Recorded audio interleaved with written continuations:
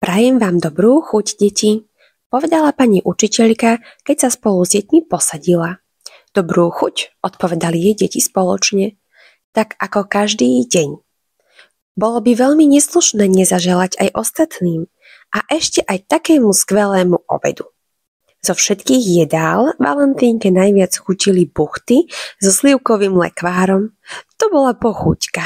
Zjedla by ich azda aj 50. No čo ak by z nich tak narástla, že by prerástla aj škôlku?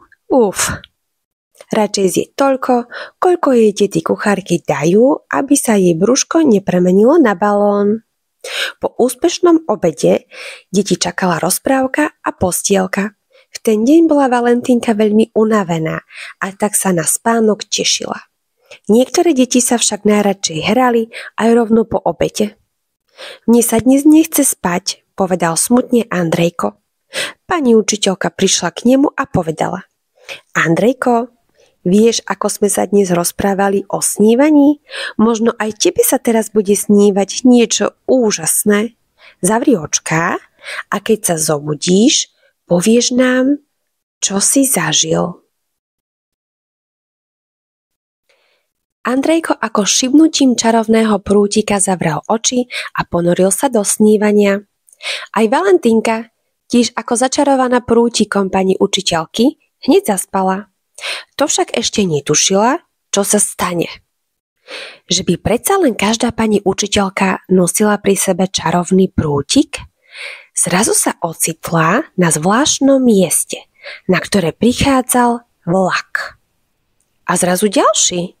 Počkať, nie je toto vlaková stanica? Pomyslela si. Keďže Valentínka čoskoro pôjde do školy a z knižiek pozná písmenka abecedy, na veľkej modrej tabuli si prečítala: Trenčín. Hneď jej bolo jasné, kde sa nachádza. Bola v Trenčíne na vlakovej stanici. Ale čo to mám na sebe? Prečo mám na chrbte batoh a v ruke mapu pre malú cestovateľku? Počkať. Ja som sa asi naozaj stala cestovateľkou. Nemôžem tomu uveriť.